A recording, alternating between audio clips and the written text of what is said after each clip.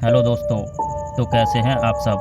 स्वागत है आपका मेरे चैनल मिस्टर स्पाइसी पर। तो बिना टाइम वेस्ट करते हुए स्टार्ट करते हैं आज की स्टोरी। तो दोस्तों, आज हम हमारे चैनल पर एक न्यू हॉरर मूवी को एक्सप्लेन करने वाले हैं। तो हमारे चैनल की एक बिल्कुल ही नई वीडियो के अंदर आपका स्वागत है। आज हम जिस मूवी के बारे में बात करने वाले हैं उस मूवी का नाम है मुजिया।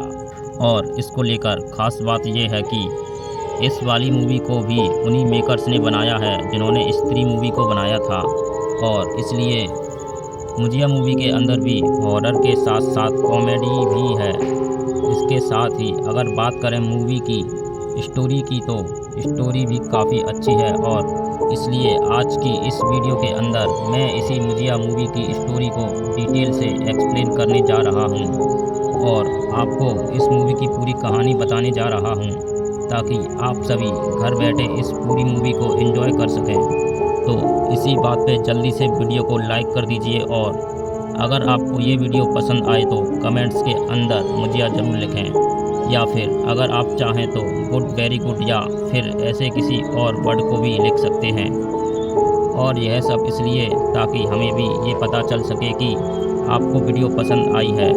तो फिर आइए अब हम बिना किसी देरी के स्टार्ट करते हैं आज की स्टोरी।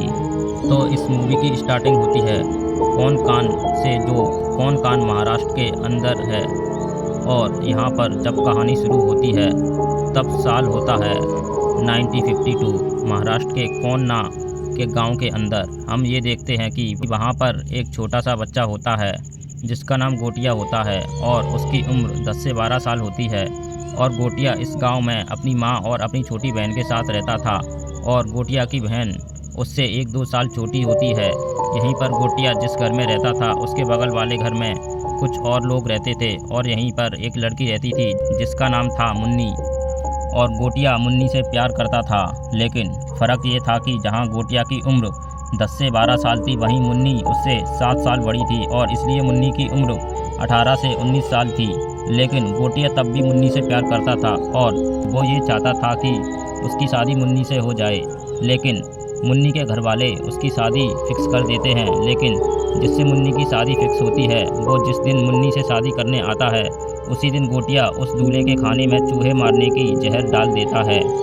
हालांकि उस खाने से दूल्हा बच तो जाता है, लेकिन इस बारे में बाकी सबको पता चल जाता है। और जैसे गोटिया की माँ इस बात को जानती है वैसे ही वो गोटिया को पकड़कर अपने घर ले आती है और गोटिया को मारने के लिए एक बड़ा सा चाबुक निकालती है और उस चाबुक से गोटिया को बहुत मारती है। और यहाँ पर हम ये भी देखते हैं कि वैसे तो गोटिया किसी से भी नहीं डरता था, लेकिन उसे अपनी माँ के चाबुक से बहुत डर लगता था। हालांकि उसी दिन मुन्नी की शादी हो जाती है और वहीं पर जो गोटिया की माँ होती है वो उसी दिन गोटिया का मुंडन भी करवा देती है। और वैसे तो जैसे मुन्नी की शादी होती है वैसे वो अपने दूल्हे के साथ चली जाती है, लेकिन हम ये देखते हैं कि गोटिया अभी मुन्नी को याद करता है और वो अभी भी ये सोचता है कि वो किसी तरह से मुन्नी से शादी कर ले। अब इसके लिए गोटिया ये फैसला करता है कि वो मुन्नी को हासिल करने के लिए काला जादू करेगा और काला जादू करके वो मुन्नी पर वशीकरण करेगा, जिसके बाद मुन्नी उसके पास आ जाएगी और फिर वो और मुन्नी दोनों शादी कर लेंगे। और वैसे भी यहाँ तक गोटे के बारे में जानने के बाद ही आप सब ये समझ ही गए होंगे कि गोटिया कोई आम बच्चा नहीं था, बल्कि वो बेसिकली एक साइको बच्चा था जिसके मन में मुन्नी को पाने का ऑब्सेशन था। अब इधर गोटिया जैसे काला जादू करने का फैसला करता है वैसे ही वो अपनी छोटी बहन को अपने साथ ले आता है और गांव के पास के एक जंगल में चला जाता है। हमें ये पता चलता है कि गांव के पास जो ये जंगल है इस जंगल का नाम चिंडू केवाड़ी है। और क्योंकि ये गांव से दूर है इसलिए आमतौर पर यहाँ जल्दी कोई नहीं आता।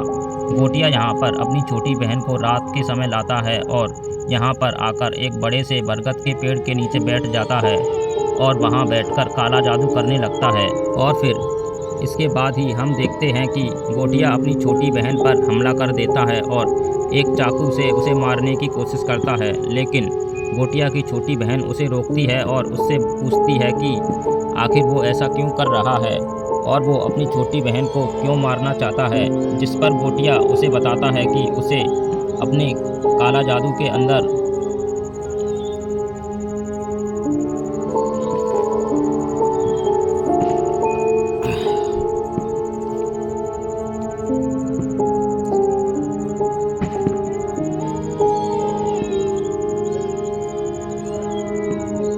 जिस पर उसे गोटिया बताता है कि उसे अपने काला जादू के अंदर एक लड़की की बलि देनी पड़ेगी और इसलिए यहाँ पर वो उसे मारकर उसकी बलि देगा। और फिर गोटिया के हिसाब से जैसे उसका काला जादू पूरा होगा वैसे ही मुन्नी उसके पास आकर उससे शादी कर लेगी। लेकिन यहाँ पर हम ये देखते हैं कि जब गोटिया अपनी छोटी बहन पर हमला करके उसे मारने की कोशिश करता है तभी उसकी छोटी बहन अपना बचाव करती है और वो गोटिया को धक्का मारती है। जिसके बाद जैसे ही गोटिया को धक्का लगता है वैसे ही उसका सर सीधा बरगद के पेड़ पर टकरा जाता है और सर टकराने की वजह से गोटिया का सर फट जाता है और उसके सर से बहुत सारा खून निकलने लगता है। और देखते ही देखते कुछ ही पलों के अंदर गोटिया की मौत हो जाती है। लेकिन ये सब देखकर गोटिया की जो छोटी बहन होती है वो जल्दी से भागकर गांव जाती है और अपनी मदर के साथ साथ सारे गांव वालों को वहां पर ले आती है। वहां पर आने के बाद ही सारे लोग गोटिया की हालत देखते हैं। लेकिन तभी गांव के जो मुख्य पंडित होते हैं वो कहते हैं कि ये बहुत बड़ा अनर्थ हो गया है, क्योंकि असल में गोटिया एक ब्राह्मण परिवार का लड़का है और अभी कुछ ही दिन पहले उसका मुंडन भी हुआ है। लेकिन गोटिया का मुंडन हुए 10 दिन भी पूरे नहीं हुए और यहाँ पर गोटिया की अकाल मृत्यु हो गई है। और इसलिए गांव के सारे मुख्य पंडित बताते हैं कि अब गोटिया मरने के बाद ब्रह्म राक्षस बनने वाला है और हो सकता है कि ब्रह्म राक्षस बनने के बाद वो गांव वालों का बुरा करे और इसलिए उन सबको गोटिया को यहीं रोकना होगा। इसके लिए गांव वाले गोटिया को उसी पेड़ के नीचे दफना देते हैं जिस बरगद के पेड़ के नीचे गोटिया की मौत हुई थी। और फिर उसे दफनाने के बाद ही वो जो सारे मुख्य पंडित होते हैं वो मंत्रों का इस्तेमाल करके उस पूरे पेड़ को बांध देते हैं ताकि गोटिया उस पेड़ से कहीं भी दूर ना जा सके और उसकी आत्मा जो कि ब्रह्म राक्षस बन चुकी है वो हमेशा के लिए वहाँ पर कैद होकर रह जाए। हालांकि यहीं पर हम ये भी जानते हैं कि गोटिया जिस हालत में मरा है उस हालत में मरने वाले को मुंजिया कहते हैं, जिसका मतलब अब गोटिया मुंजा बन चुका है। अब इसके बाद ही कई साल बीत जाते हैं और बहुत सालों के बाद हम सीधा पुणे शहर को देखते हैं, जो पुणे शहर भी महाराष्ट्र के अंदर ही है। यह कोंकण और उसके गांव से काफ़ी दूर है। यहाँ पुणे के अंदर हम मूवी के मेन कैरेक्टर को देखते हैं जिसका नाम है बिट्टू। और बिट्टू इस पुणे शहर के अंदर अपनी मदर और ग्रैंड मदर के साथ रहता है, यानी कि माँ और दादी माँ के साथ। इसके साथ ही हम ये भी जानते हैं कि बिट्टू के फादर की कई साल पहले ही मौत हो चुकी है और उसकी जो मदर है वो एक ब्यूटी पार्लर चलाती है और उससे वो लोग काफ़ी अच्छा पैसा कमाते हैं। उनकी फैमिली काफ़ी अच्छे से चल रही है और अपनी फैमिली के अंदर बिट्टू, उसकी मदर और उसकी दादी तीनों काफ़ी खुश हैं। साथ ही साथ हम ये भी जानते हैं कि बिट्टू भी अपनी मदर की उनके काम में हेल्प करता है और बिट्टू को भी लड़कियों के बाल काटना और उनका मेकअप करना काफ़ी अच्छे से आता है। यहीं पर हम देखते हैं कि बिट्टू की एक दोस्त होती है जो कि उसके बगल वाले घर में रहती है और बिट्टू की इस वाली दोस्त का नाम होता है बेला। और ये बेला जो कि एक लड़की होती है वो बिट्टू की बचपन की दोस्त होती है और ये दोनों बचपन से एक साथ खेल कूद करते करते बड़े हुए हैं। यहाँ पर बेला बिट्टू से मिलने आती है और वह बिट्टू से अपने बॉयफ्रेंड को भी मिलवाती है। और हम ये देखते हैं कि बेला के बॉयफ्रेंड का नाम कुआ होता है और वो एक अंग्रेज़ होता है। लेकिन बिट्टू को बेला के बॉयफ्रेंड से मिलकर खुशी नहीं होती, क्योंकि असलियत में बिट्टू मन ही मन बेला से प्यार करता है, लेकिन उसने कभी भी बेला से ये बात बोली नहीं है। हालांकि यहीं पर हम ये देखते हैं कि बिट्टू को उसके मन में अचानक से वही पेड़ दिखता है जिस बरगद के पेड़ के नीचे मुजिया को कैद करके रखा गया है। साथ ही साथ यहाँ पर बिट्टू ये भी देखता है कि इस बरगद के पेड़ के ऊपर एक राक्षस जैसा बच्चा है जो कि उसे अपने पास बुला रहा है। और यहाँ बिट्टू ये भी सोचता है कि उसे एक ख्याल बचपन से आ रहे हैं और वो हमेशा अपने मन में इसी पेड़ को देखता है। लेकिन यहाँ बिट्टू इन सारी बातों को इग्नोर करता है और वो अपने घर से बाहर निकलकर अपने दोस्त से मिलने जाता है। हम ये देखते हैं कि बिट्टू का एक बेस्ट फ्रेंड होता है जो कि एक सरदार होता है और उसका नाम स्पीलबर्ग होता है।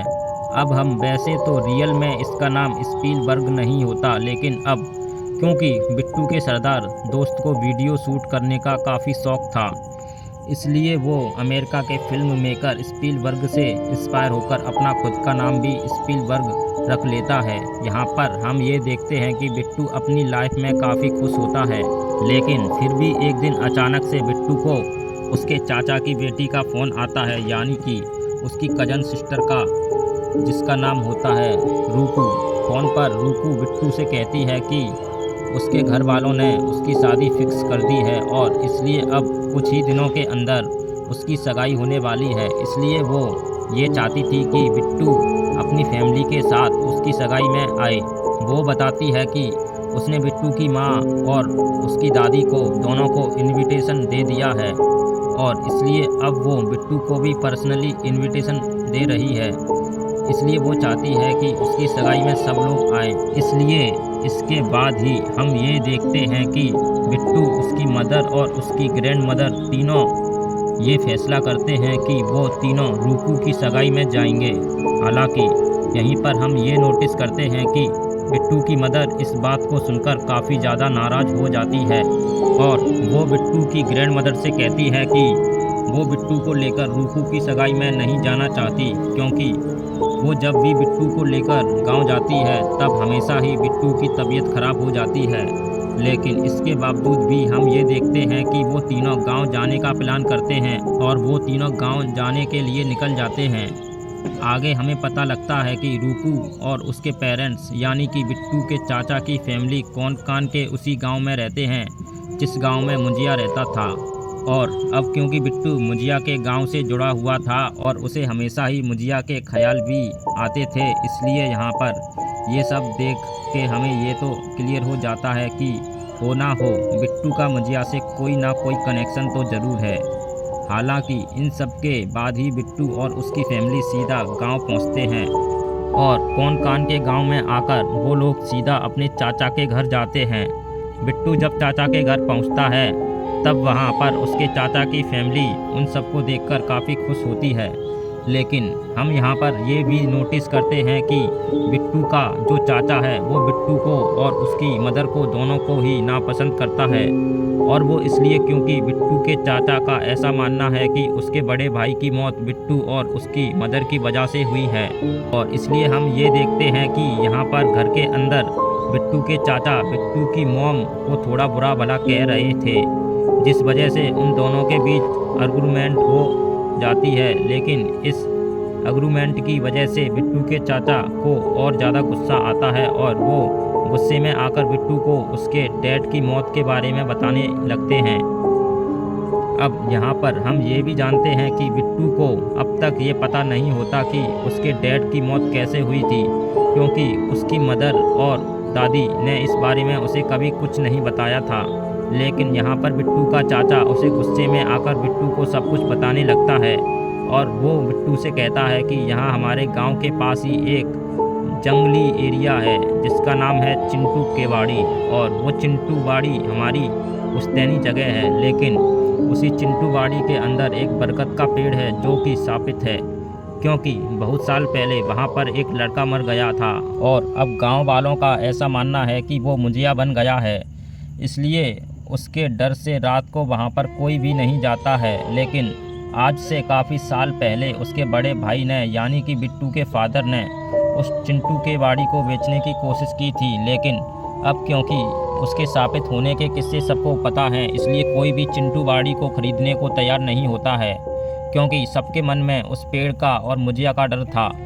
और इसी वजह से उसके बड़े भाई ने ये डिसाइड करा कि वो चिंटू के बाड़ी से उस पेड़ को ही कटवा देगा। लेकिन जैसे ही उसका बड़ा भाई उस पेड़ को काटने गया ताकि पेड़ के कटने के बाद ही वो ये साबित कर सके कि ना तो वो पेड़ शापित है और ना ही वहाँ पर कोई मुंजिया है, लेकिन जैसे उसका बड़ा भाई पेड़ को काटने गया वैसे ही अचानक से उसकी मौत हो गई और वो पास के समुंदर के अंदर डूब गया। और फिर इसके आगे बिट्टू का चाचा बिट्टू से कहता है, बिट्टू तुम जानते हो कि तुम्हारे पापा ने ये सब किसके लिए किया था? तुम्हारे पापा ने ये सब किया था तुम्हारी माँ के लिए, क्योंकि तुम्हारे पिता को तुम्हारी माँ का ब्यूटी पार्लर बड़ा करना था और उसे एक बढ़िया सा ब्यूटी पार्लर खोल के देना था और इसी काम के लिए उन्हें पैसे चाहिए थे, जिसके लिए वो चिंटू के बाड़ी बेचना चाहते थे। लेकिन उन सब में उनकी मौत हो गई और इसलिए उस दिन के बाद से मैं तुम्हारी माँ से बहुत नफ़रत करता हूँ, क्योंकि मेरा ये मानना है कि उन्हीं की वजह से मेरे बड़े भाई की मौत हुई है। और हाँ बिट्टू, क्योंकि तुम इस औरत के बेटे हो इसलिए मुझे तुमसे भी नफ़रत है।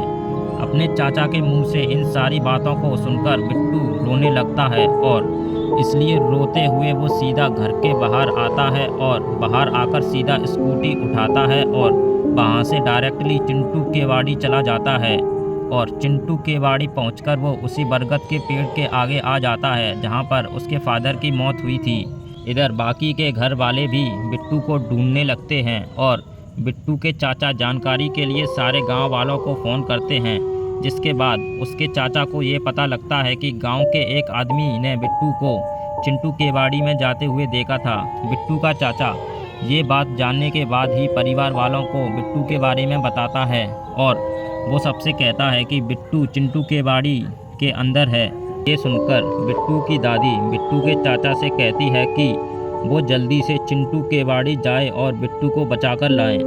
लेकिन बिट्टू का चाचा ऐसा करने से मना कर देता है और वो बिट्टू की दादी से यानी कि अपनी माँ से कहता है कि रात के टाइम पर चिंटू के बाड़ी में कोई नहीं जाता है और इसीलिए वो भी वहाँ पर नहीं जाएगा। लेकिन ये सुनने के बाद ही बिट्टू की दादी ये फैसला करती है कि वो खुद ही चिंटू के बाड़ी जाएंगी और बिट्टू को बचाकर लाएंगी, क्योंकि बिट्टू की दादी ये जानती थी कि चिंटू के बाड़ी में जाने से बिट्टू की जान को खतरा हो सकता है। हालांकि चिंटू के बाड़ी जाने से पहले हम ये देखते हैं कि बिट्टू की दादी अपना एक बक्सा खोलती है और बक्से के अंदर से एक चाबुक निकालती है और फिर यहाँ पर हम ये नोटिस करते हैं कि ये बिल्कुल वही चाबुक होता है जिसका इस्तेमाल करके मुजिया की माँ मुजिया को मारा करती थी। हालांकि फिर इसके बाद ही हम ये भी जानते हैं कि असल में बिट्टू की जो दादी है वो मुजिया की छोटी बहन है, यानी कि वही छोटी बहन जिसे मुजिया ने मारने की कोशिश करी थी, लेकिन उस रात वो खुद ही मर गया था। और इसके साथ ही यहीं पर हम ये भी जानते हैं कि बिट्टू के ख्यालों में उसे हर बार मुजिया और वो बरगद का पेड़ इसलिए दिखते हैं क्योंकि बिट्टू मुजिया के वंशज का है और बिट्टू के अंदर भी मुजिया के परिवार का ही खून है और इसलिए मुजिया अपने परिवार के लोगों को देख सकता है। यहाँ पर बिट्टू की दादी यानी कि मुजिया की बहन ये जानती थी कि मुजिया को अगर किसी से डर लगता है तो वो डर लगता है सिर्फ उसकी माँ के चाबुक से और इसलिए इसी चाबुक से उसे कंट्रोल किया जा सकता है। और इसलिए यहाँ पर बिट्टू की दादी इस चाबुक को लेती है और चाबुक लेकर सीधा चिंटू बाड़ी जाती है। चिंटू बाड़ी पहुँचते ही जैसे ही वो बरगद के पेड़ के सामने आती है, वैसे बिट्टू की दादी देखती है कि उस बरगद के पेड़ के ऊपर मुजिया बैठा है, जो कि बिट्टू की दादी को देखते ही पहचान जाता है कि वो उसकी छोटी बहन है और इसलिए मुजिया उस पर हंसता है और वो उससे कहता है कि उसकी छोटी बहन तो बहुत बूढ़ी हो गई है। लेकिन यहीं पर बिट्टू की दादी मुजिया से यानी कि अपने बड़े भाई से कहती है कि दादा प्लीज़ वो उसके पोते को छोड़ दे। अब यहाँ पर आप सब जानते होंगे कि मराठी के अंदर बड़े भाई को दादा कहते हैं, इसलिए यहाँ पर बिट्टू की दादी मुजिया को दादा कहती है। अगले पल बिट्टू की दादी देखती है कि मुजिया ने अपने बरगद के पेड़ की शाखाओं से बिट्टू को बांध रखा है और इसलिए बिट्टू की दादी जैसे बिट्टू को देखती है वैसे वो वहाँ जाती है और वो बिट्टू को छुड़ाने की कोशिश करती है, लेकिन मुजिया ने टहनियों से बिट्टू को बांधा होता है और इसलिए बिट्टू की दादी उन पर चाबुक मारती है। और यहाँ पर हम ये देखते हैं कि चाबुक के मार से ना सिर्फ मुजिया डरता है बल्कि इस चाबुक की मार से मुजिया को नुकसान भी होता है और इसलिए मुजिया जल्दी से बिट्टू को छोड़ देता है। जिसके बाद बिट्टू की दादी बिट्टू को लेकर वहाँ से जाने लगती है, लेकिन वैसे ही वो लोग जा रहे होते हैं वैसे ही मुजिया बिट्टू के पास आ जाता है और वो उसकी पीठ पर अपना हाथ चिपका देता है। पर ये देखकर बिट्टू की दादी फिर से मुजिया को मारती है, जिसके बाद चाबुक लगते ही मुजिया उसे छोड़ देता है और वो फिर से पेड़ पर चला जाता है। इसके बाद ही बिट्टू की दादी जल्दी से उसे लेकर चिंटू केवाड़ी से बाहर आती है और वहाँ से काफ़ी दूर आने के बाद ही बिट्टू उनसे पूछता है कि दादी आखिर ये सब क्या है, वो कौन था और आप उसे कैसे जानती थी, और आखिर आपको ये कैसे पता था कि उसे इसी चाबुक से डर लगता है। इन सब बातों को सुनने के बाद ही बिट्टू की दादी उसे सब कुछ बताती है और वो उसके सामने सारी सच्चाई को रख देती है, जिसके बाद बिट्टू ये जानता है कि वो मुंजिया असल में उसकी दादी का बड़ा भाई है और उसने अब तक क्या क्या किया है। मुंजिया के बारे में सब कुछ जानने के बाद ही बिट्टू भी काफ़ी डर जाता है, लेकिन बिट्टू की दादी उसे कहती है कि उसे अब डरने की कोई ज़रूरत नहीं है क्योंकि मुंजिया उस पेड़ से दूर कहीं नहीं जा सकता है, और इसीलिए बिट्टू को भी बस इस बात का ध्यान रखना है कि वो फिर से कभी भी उस पेड़ के पास ना जाए।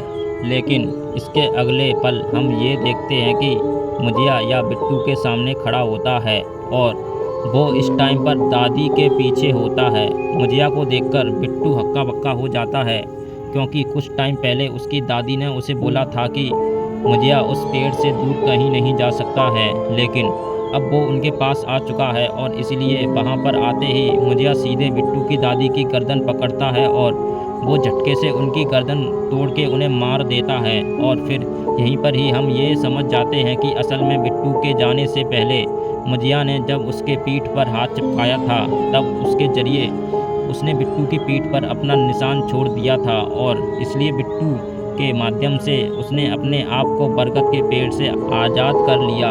एंड देटची गांव वाले उसे ढूंढते हुए आते हैं और वो बिट्टू को लेकर सीधा हॉस्पिटल जाते हैं। हॉस्पिटल आकर बिट्टू की आंखें खुलती हैं और तब बिट्टू ये पूछता है कि उसकी दादी कैसी है, जिस पर उसके घर वाले उसे ये बताते हैं कि वहाँ चिंटू केवाड़ी से थोड़ी सी दूरी पर उसकी दादी की लाश मिली है, जिसका मतलब उसकी दादी मर चुकी है।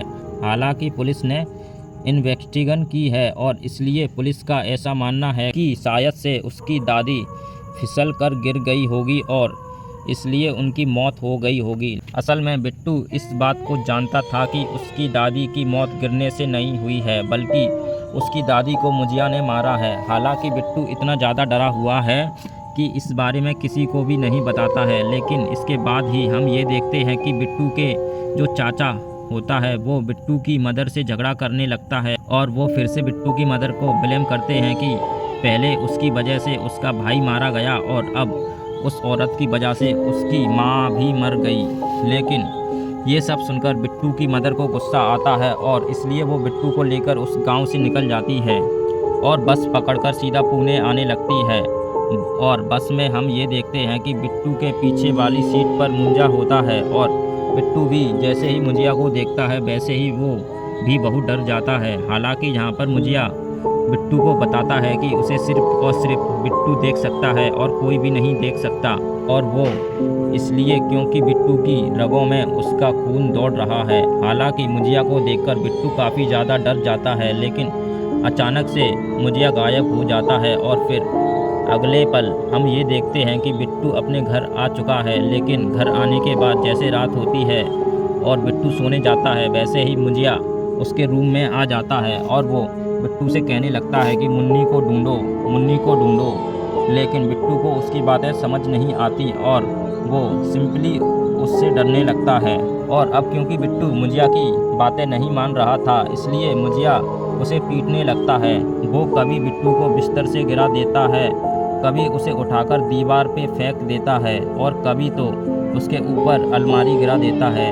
लेकिन इन सब के बाद ही बिट्टू ये समझ जाता है कि मुंजिया उसे किसी मुन्नी को ढूंढने के लिए कह रहा है, लेकिन बिट्टू ऐसा करने से मना कर देता है और वो सिंपली मुंजिया से कहता है कि उसने उसकी दादी को मार दिया है और इसलिए वो उसकी कोई भी बात नहीं मानेगा। लेकिन बिट्टू जैसे ही ऐसा बोलता है वैसे ही मुंजिया जल्दी से बिट्टू की मदर के पास जाता है और बिट्टू की मदर इस टाइम पर घर के बाहर खड़ी होकर बातें कर रही होती हैं। लेकिन तभी जहाँ पर बिट्टू की मदर खड़ी होती है उसके पास ही एक स्ट्रीट लैंप होता है और मुंजिया उसी लैंप पर चढ़ जाता है और उसे तोड़कर बिट्टू की मदर के ऊपर गिरा देता है। लेकिन लकीली वो लैंप बगल में गिरता है और इसलिए बिट्टू की मदर को कुछ भी नहीं होता है। लेकिन यह देखकर अब बिट्टू बहुत ज़्यादा डर जाता है और इसलिए वो मुंजिया से कहता है कि वो जैसा बोलेगा वैसा ही वो करेगा।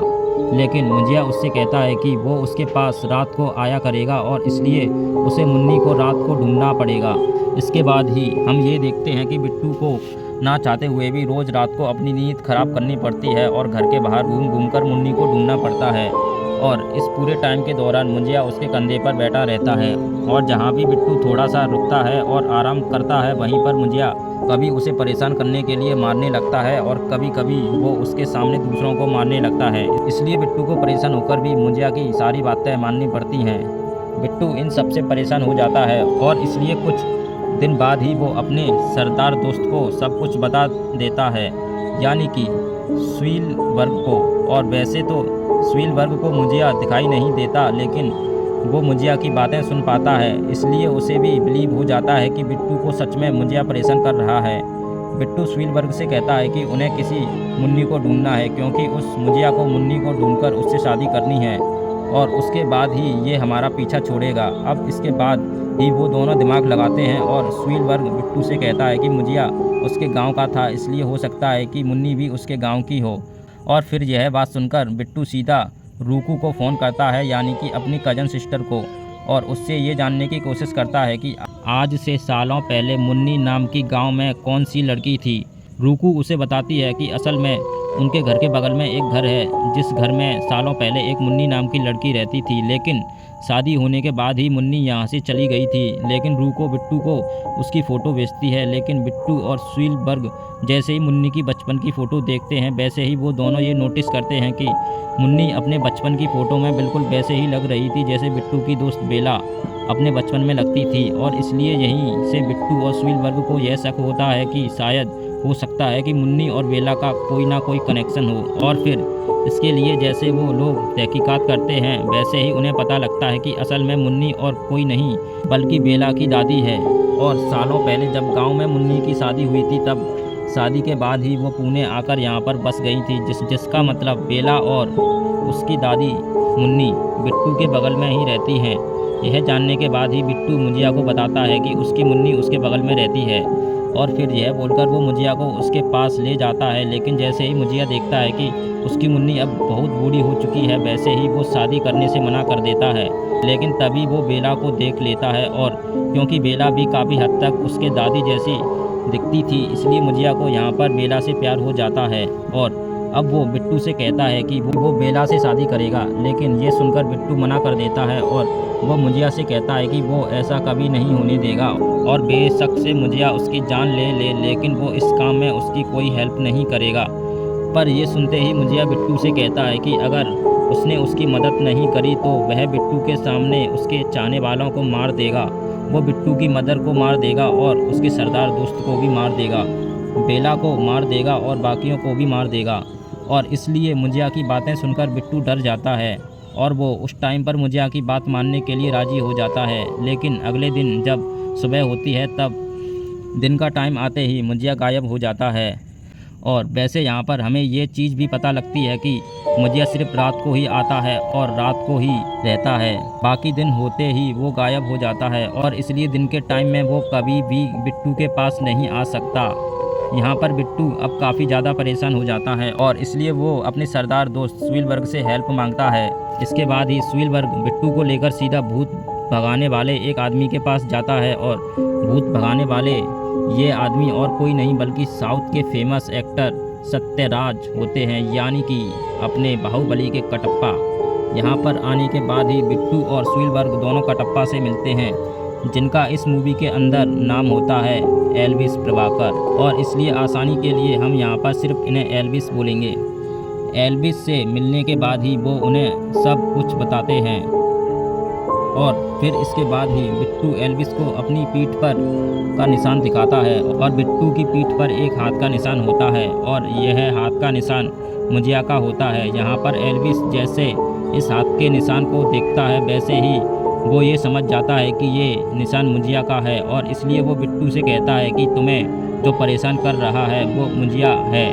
उनके मुंह से इस बात को सुनने के बाद बिट्टू हैरान हो जाता है, क्योंकि बिट्टू अपने मन में यह सोचता है कि उसने अभी तक उन्हें खुद से मुंजिया के बारे में बताया नहीं था, लेकिन एल्विस ने मुंजिया के हाथ का निशान देखते ही मुंजिया के बारे में पता लगा लिया। इसके बाद ही एल्विस अपने रूम से एक बड़ा सा स्क्रोल लेकर आता है और उसके अंदर काफ़ी सारे पुराने पेपर्स होते हैं जिनके अंदर पौराणिक कथाएं लिखी होती हैं और उन पर कई सारी चित्रकला बनी होती हैं। वो सब दिखाकर एल्विस उन्हें बताता है कि पुराण कथाओं के हिसाब से मुजिया एक पावरफुल भूत होता है। असल में जब भी किसी ब्राह्मण बच्चे का मुंडन होता है और वो अपने मुंडन के 10 दिन के अंदर ही मर जाता है, तब वो एक ऐसा ताकत ब्रह्म राक्षस बनता है जो कि मुजिया कहलाता है। और वैसे तो मंत्रों के इस्तेमाल से मुजिया को कैद किया जा सकता है, लेकिन अगर मुजिया को कोई ऐसा इंसान मिल जाए जो कि उसी के परिवार या वंशज का होता है तो मुजिया उसके जरिए खुद को कैद से निकाल सकता है। और सिर्फ यही नहीं, उसके मन में जो इच्छा बाकी रह गई है वो अपनी उस वाली इच्छा को पूरा करने के लिए भी उस आदमी का इस्तेमाल करता है। और इस टाइम पर तुम्हारा मुजिया तुम्हारे साथ ऐसा ही कर रहा है। लेकिन ये सब सुनने के बाद ही बिट्टू एल्विस से पूछता है कि अब आखिरकार मुजिया क्या करना चाहता है और एक्चुअली में हम लोग उसे रोक कैसे सकते हैं। इस पर एल्विस उसे बताता है कि ये मुजिया बहुत ज़्यादा शक्तिशाली होते हैं और इसलिए जब तक ये अपने ब्रह्म राक्षस के रूप में हैं तब तक इन्हें मारा नहीं जा सकता है। लेकिन हाँ, तुम जिस मुजिया की बात कर रहे हो उसे शादी करनी है और शादी करने के लिए उसे एक विधि को अपनाना पड़ेगा। इस विधि को करने के लिए वो तुमसे कहेगा कि वो जिस लड़की से शादी करना चाहता है तुम लोग उसे लेकर सीधा उसी पेड़ के पास पहुंच जाओ जिस पेड़ में उसे कैद किया गया था। और वहां पर आने के बाद ही वो तुमसे ये भी कहेगा कि तुम उसके लिए किसी बकरी को पकड़ कर लाओ। और जब तुम बकरी को भी पकड़ के ले आओगे तब वो तुम्हें बकरी के सर पर एक निशान बनाने के लिए कहेगा, जो निशान कुछ ऐसा दिखता है। और हाँ, तुम उसके वंशज के हो इसलिए वो तुमसे कहेगा कि तुम इस निशान को अपने खून से बनाओ, क्योंकि खून से बनाने के बाद ही वो निशान काम करेगा। तुम जैसे ही अपने खून से उस बकरी के सर पर निशान बनाओगे वैसे ही मुजिया अपने आप को उस बकरी में डाल लेगा और फिर उसके बाद वो उस लड़की से शादी करेगा। और एक बार जैसे उसने शादी कर ली वैसे वो लड़की भी मर जाएगी, जिसके बाद मुजिया उस लड़की की आत्मा को लेकर चला जाएगा और वो हमेशा हमेशा के लिए उस लड़की की आत्मा को अपने साथ रखेगा। और यही इस मुजिया का मकसद है। हालांकि इसके आगे एल्विस उन्हें बताता है कि इस दौरान वो लोग मुजिया को मार सकते हैं, लेकिन हाँ, मुजिया को तभी मारा जा सकता है जब मुजिया अपने आप को बकरी के शरीर में डाल देगा। लेकिन उनके पास काफ़ी कम टाइम होगा, क्योंकि जैसे ही मुजिया बकरी के शरीर में आएगा वैसे ही वो लड़की से शादी करने लगेगा और अगर उसने शादी कर ली तो सब कुछ ख़त्म हो जाएगा। इसलिए जैसे ही मुजिया अपने आप को बकरी के शरीर में डाले उन लोगों को वैसे ही उस बकरी को मार देना होगा, क्योंकि जैसे ही वो बकरी मर जाएगी वैसे उसके साथ ही मुजिया भी ख़त्म हो जाएगा। हालांकि एल्विस उन सबको प्लान समझाने के बाद ही उनसे ये भी कहता है कि इस प्लान को अंजाम देने में वो भी उनका साथ देगा। अब इसके बाद ही बिट्टू ये समझ जाता है कि अब उसे क्या करना है और इसलिए जैसे ही इसी रात को मुजिया उसके पास आता है वैसे ही वो मुजिया से कहता है कि वो मुजिया की शादी बेला से करवाने के लिए राज़ी है और वो शादी करवाने के लिए बेला को गांव लेकर जाएगा। इसके बाद ही बिट्टू बेला से कहता है और वो बेला के सामने बहाना करके उसे अपने गांव लाने के लिए राज़ी कर लेता है। जिसके बाद बिट्टू, बेला और उसका दोस्त स्वीलबर्ग तीनों उसके गांव जाते हैं। बेला को गांव लाने के बाद बिट्टू उसे नारियल पानी पिलाता है, लेकिन वो उस नारियल पानी में शराब मिला देता है, जिस वजह से जैसे ही बेला उसे पीती है वैसे ही बेला नशे में आ जाती है और इसलिए बिट्टू जल्दी से बेला को लेता है और अपने दोस्त स्वीलबर्ग के साथ मिलकर सीधा चिंटू के बाड़ी आता है। हालांकि इन सब के दौरान ही हम ये देखते हैं कि गांव में बिट्टू की जो कजन सिस्टर होती है यानी कि रूकू, वो भी मुजिया को देख लेती है और अब क्योंकि वो भी सेम खानदान से है इसलिए वो भी मुजिया को देख पाती है।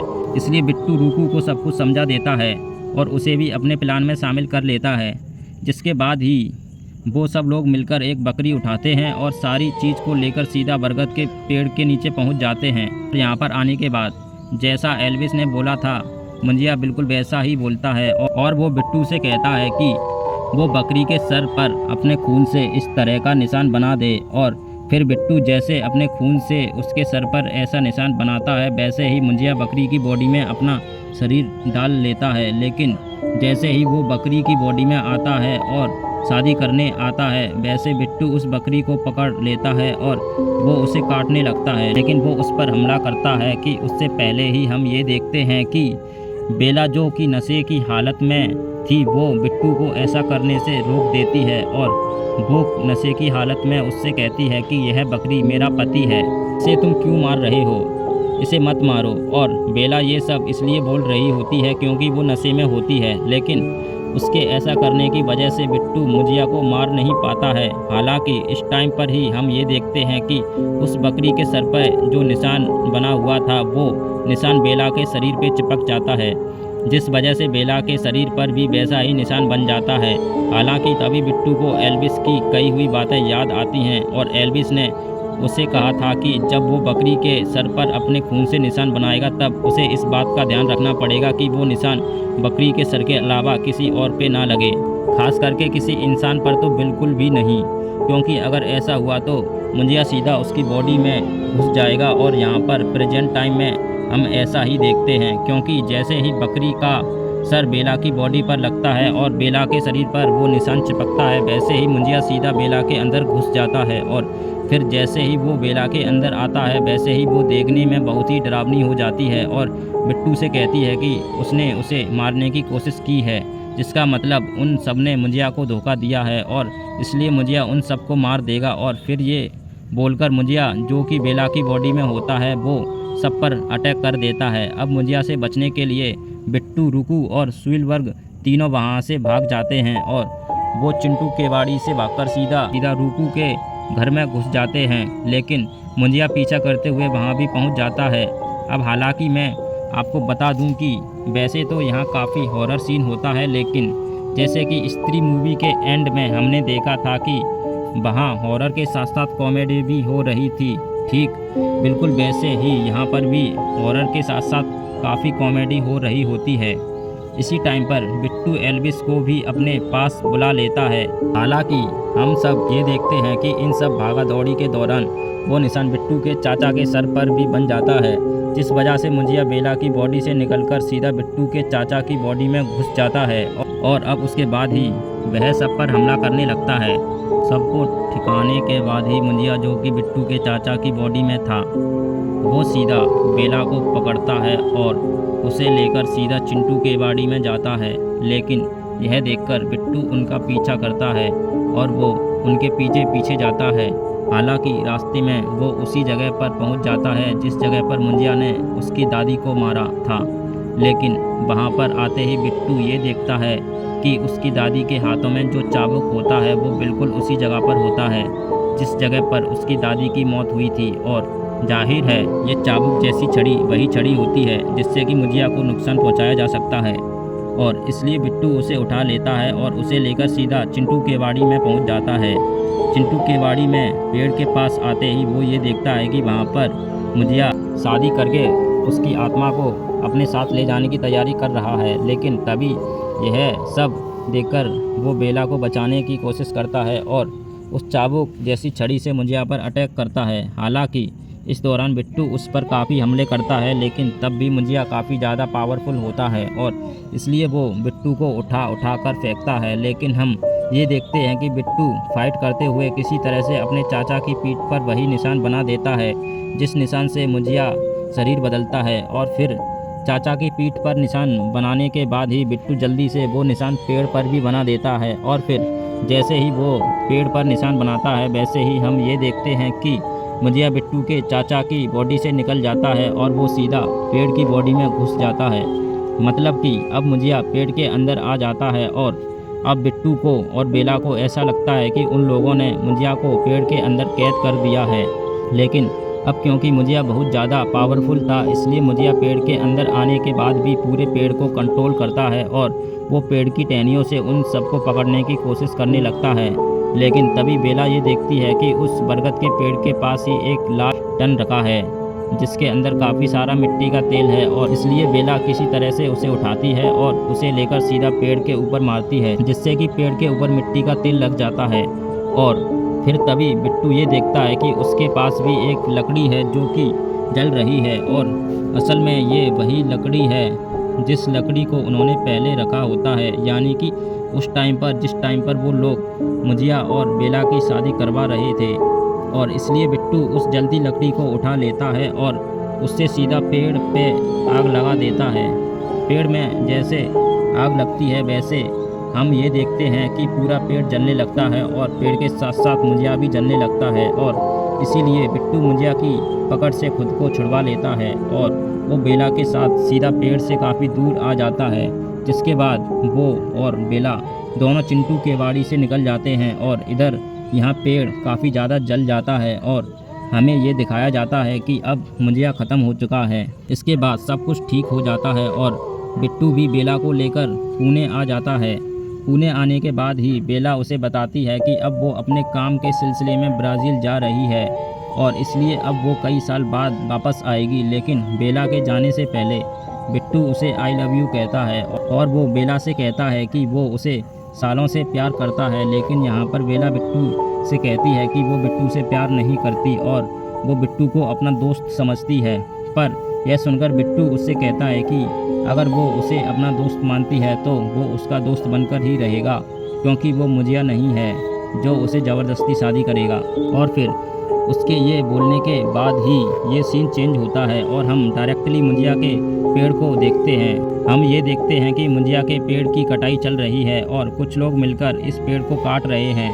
लेकिन अगले पल हम ये जानते हैं कि मुजिया मरा नहीं है और वो अभी भी जिंदा है और हमें यहाँ पर मुजिया की झलक भी दिखाई जाती है। लेकिन इसके बाद ही मूवी एंड हो जाती है। लेकिन हाँ दोस्तों, अगर आप सभी ने स्त्री मूवी देखी है तो वहाँ पर आप सब ने नोटिस किया होगा कि उस मूवी के एंड में भी स्त्री जिंदा बच जाती है और इसलिए यहाँ पर भी इस मूवी में दिखाया गया है कि यहाँ पर भी मुजिया जिंदा बच गया है। इसलिए हो सकता है कि आने वाली मूवी के अंदर इन सब का एक साथ इस्तेमाल किया जाए। अब हालांकि जैसे ही इस मूवी की स्टोरी एंड होती है वैसे ही मूवी के एंड सीन में एक पोस्ट कैंड सीन आता है और ये वाला पोस्ट कैंड सीन भेड़िया मूवी से कनेक्ट होता है, क्योंकि पोस्ट कैंड सीन के अंदर हम वरुण धवन को देखते हैं जो कि अभी कुछ टाइम पहले ही भेड़िया से इंसान बने होते हैं। इसलिए यहाँ पर वरुण धवन के पास उसका दोस्त जना आता है और वो उसे कपड़े देता है। लेकिन इसके बाद ही मूवी ख़त्म हो जाती है। दोस्तों, यही थी वीडियो मुजिया मूवी की स्टोरी के ऊपर। आप सभी को इस मूवी की स्टोरी कैसी लगी यह आप मुझे कमेंट्स के अंदर ज़रूर बताएं। तो दोस्तों, कैसी लगी आपको मेरी आज की स्टोरी? तो मिलते हैं अगली स्टोरी में। बाय।